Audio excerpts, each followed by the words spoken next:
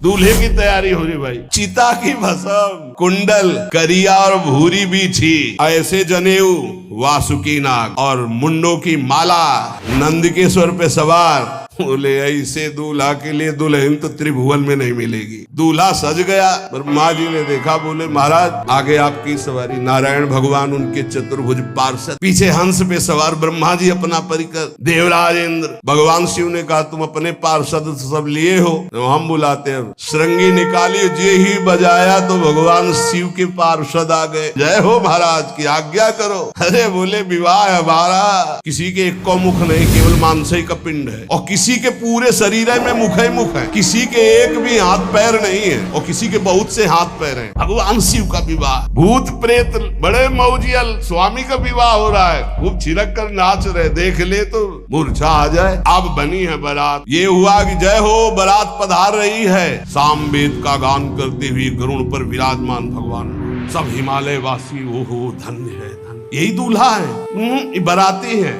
दूल्हा तो भी बहुत सुंदर होंगे, सब देख के लुभायमान हो गए। नारायण परिकर सब। पीछे देखा हंस पर सवार भगवान ब्रह्मा जी, दूल्हा पीछे। गांव के नगर के लोग है ना, ये दूल्हा नहीं, सयाने लोग कहते हैं दूल्हा। दूल्हा तो ये तो ब्रह्मा जी है, देवराज इंद्र। ये दूल्हा नहीं नहीं नहीं, ये दूल्हा नहीं, ये दूल्हे की बाराती। जब सब निकल गए तो बहुत हृदय में आनंद था कि अब दूल्हा के दर्शन होंगे। जो ही दूल्हा की पार्टी आई, जितने अगवाली कर ले आए थे, धोती संभाल के जान बचा के भागे।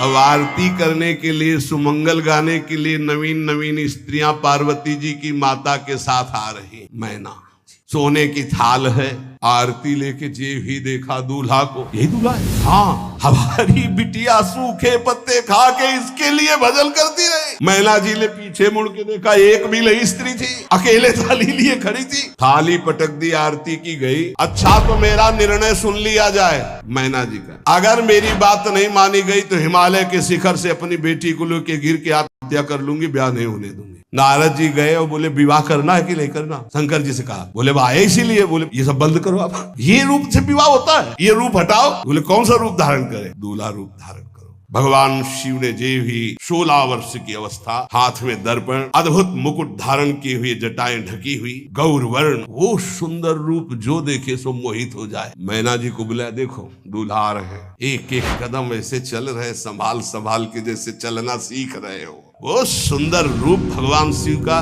जो देखे सो मोहित। मैना ने कहा, अहो भाग्य, ऐसे दूल्हा। बोले वही हैं जो नंदी पे सवार थे।